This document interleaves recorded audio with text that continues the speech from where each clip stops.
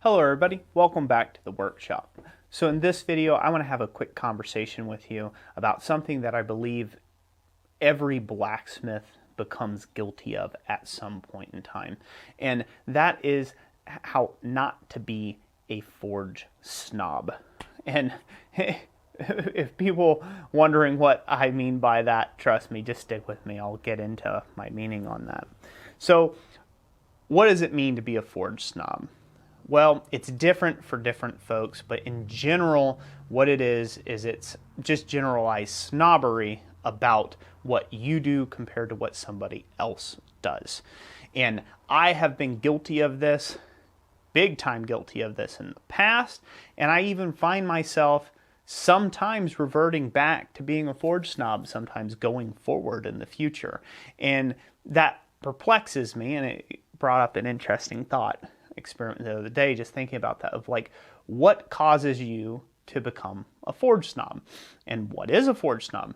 Because and that's what I'm coining it as, is a forge snob.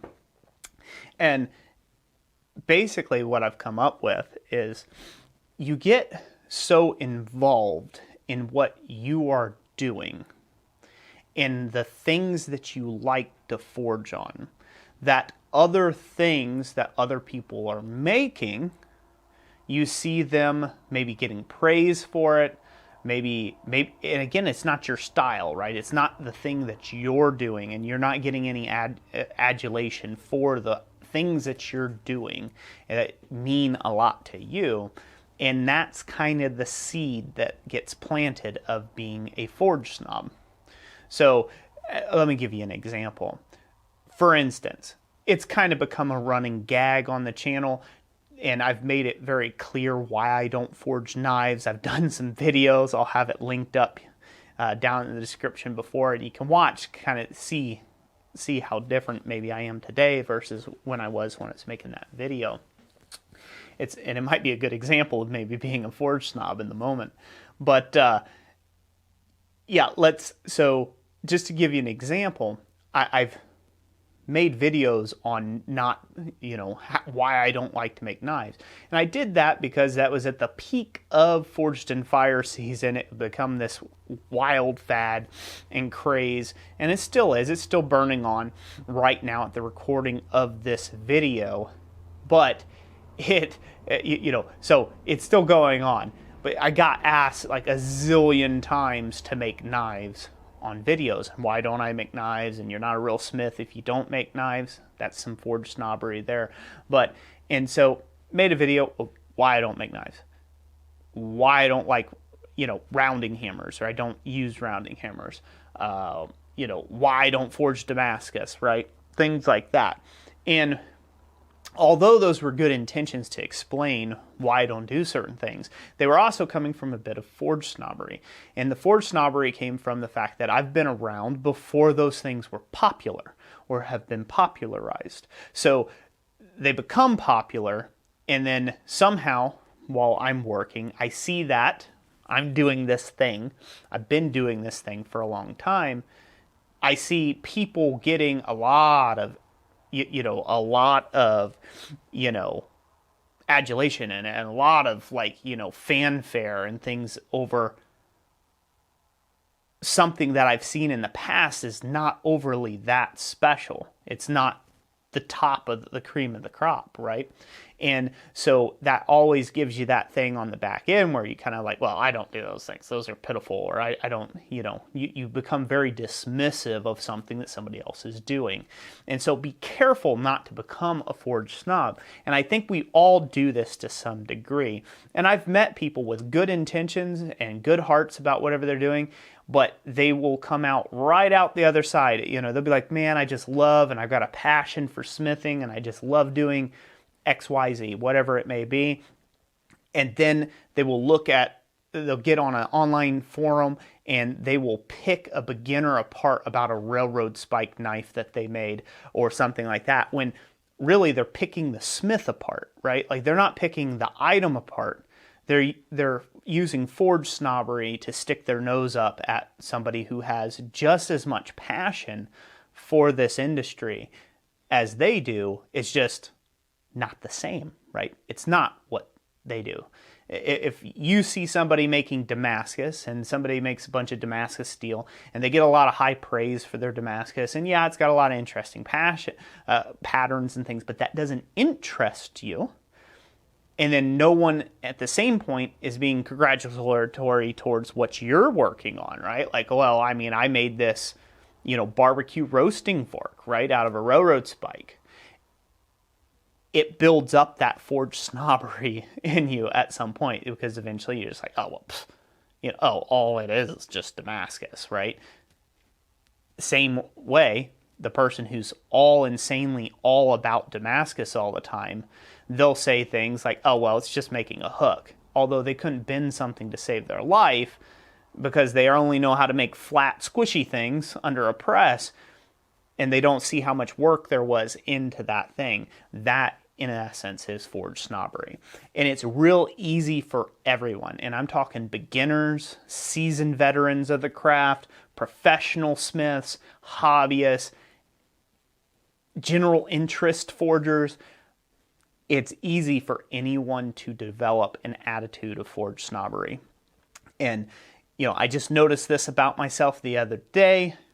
And I just wanted to throw some of those thoughts out there and say, hey, don't be like me, right? And as I get a little bit older, I keep kind of looking and keep reanalyzing why it is that I love doing this craft and why I love doing what I do. And I keep analyzing that because it's a very physical trade. It's a very physical craft. I wake up, I have some aches and pains, I have some old battle wounds. I've never been in the military, but I'm talking battle wounds as far as working. I've worked rough labor jobs my entire life. And so up to this point. And so I have some aches and pains and groans and whatnot. And yet somehow I still do this thing called blacksmithing. I decided to do it for a business and a profession. And I love it. And so every now and then I kind of reanalyze like why it is that I'm doing what I do. And, why I feel a certain way about ironwork. It's okay to have an opinion. It's okay to, like what you like and dislike what you dislike.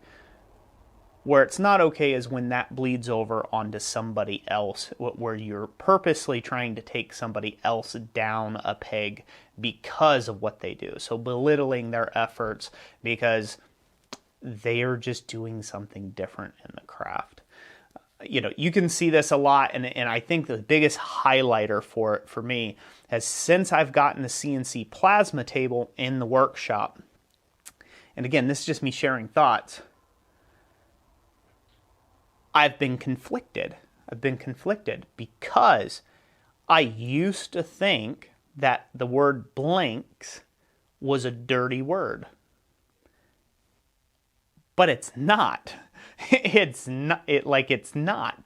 It's just a different form of smithing. It's a different approach to some of the same complex issues. If you want to forge a snowflake, if you want to beat out a piece of raw steel and then file out or cut out the profile of a snowflake or a leaf or whatever it is that you want to do and texture it and hang it on a tree, right? Or whatever it is that you're working on, right? You want to cut out the side of an old oil drum and turn it into a skillet.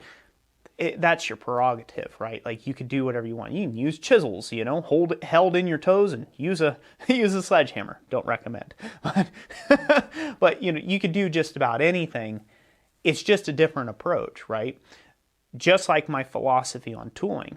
It's not the tools that make the smith, it's the smith that makes the tools. Similarly, it's just an approach, right? It's just one approach to a topic of smithing, right? It's one form. And it might not be everybody's bag, right? That's okay. My bag's not abstract forging. I think it looks retarded. I see abstract forgings and I'm like, okay, yeah, well, that's a great bunch of beat up metal. But that's just because I don't get it doesn't mean I should put other people's work down that does abstract forging. Because I'm sure there's skill in it. I'm sure there's technique in it involved, and probably stuff I'm not even aware of. Stuff I don't know the first clue about, right? Because I'm not in that space. It doesn't interest me. Making abstract forgings doesn't interest me. So again, with doing the blanks, I've kind of found I've really awakened a lot of Forge snobs out there. and I realized, like, oh, well, they're crazy. I mean, blanks are, a quick way to, they're a means to an end, right? Like, they're a quick means to an end, right? So it's a quicker, shortcut way to get to a process, to get to a different part of the forging project. As I've said before, I've just eliminated an unskilled labor job in my shop, something where I had to drone on for hours at the bandsaw and cut something out, right? And file things or have to hand cut stuff. I can design it, I can cut out the plate, and I can get onto the part that I enjoy the most, which is the forging portion. I enjoy forging and finishing the item, not cutting it out. That's just so mind-numbing and painful for me. So, but again, it just awakens. There are certain things that I still won't plasma cut out because I have a bit of Forge Snob in me. I do. I just have certain things it's like, ugh, It's like I've seen people do plasma cut gates, right? And that's more fabrication, but then I see some forge work on some gates, and then they have some and they have some fabricated elements. And I can be like, well, that gate's clearly not as good as something that was forged, 500 years ago, all by hand. But again, that's that kind of that forge snobbery comes in. And it's okay for me to take that opinion and have that opinion. Where it won't be okay is if I voice that opinion to the person that spent their hard-earned blood, sweat, and tears to make a gate for their client, right? They don't care about my opinion. They don't care about your opinion. They don't care that you want to go out there and clack two rocks together in the back field, on a piece of hot iron. They couldn't care less about that, And it'll bring into a different topic for another time about being a purist, right? There's a lot of people who claim to be purists, and it's kind of funny. Like, where do you draw the line at being a purist, right? At what time frame in the whole lineage of smithing that mankind has been smithing iron do you draw your line at being a purist? Do you pull up your own bog ore? Do you crush it? Do you, do you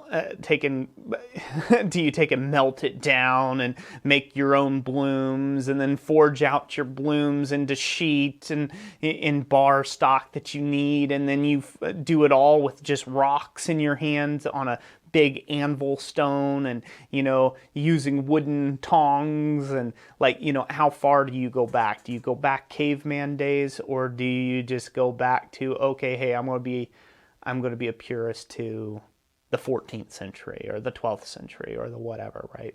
And I think it's funny if you start analyzing yourself a little bit, you can feel pretty silly when you look at blacksmithing as a whole and as a scope. So if you're out there and you've had somebody be a forge snob to you, don't take it to heart. They probably don't even realize they're doing it. They're just so about what they're doing and not interested in what you're doing that sometimes they can just be dismissive of you.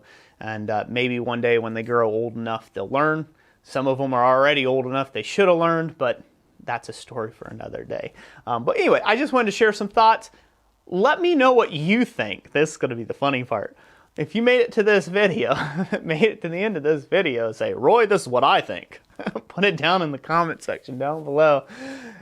It's going to be amusing to see the comments on this video, I imagine. So, that's it for today. Thank you for listening to my ramblings. And, maybe we need to, instead of calling them Roy Rants, we can call them Roy Ramblings, because we're getting on in the years. That's what that'll be. We'll just start calling them Roy Ramblings as I get older. Anyways, that's it. God bless each and every last one of you. Thank you so much to all the channel members who support this channel and make this content possible. God bless you, and we'll catch you on the next one.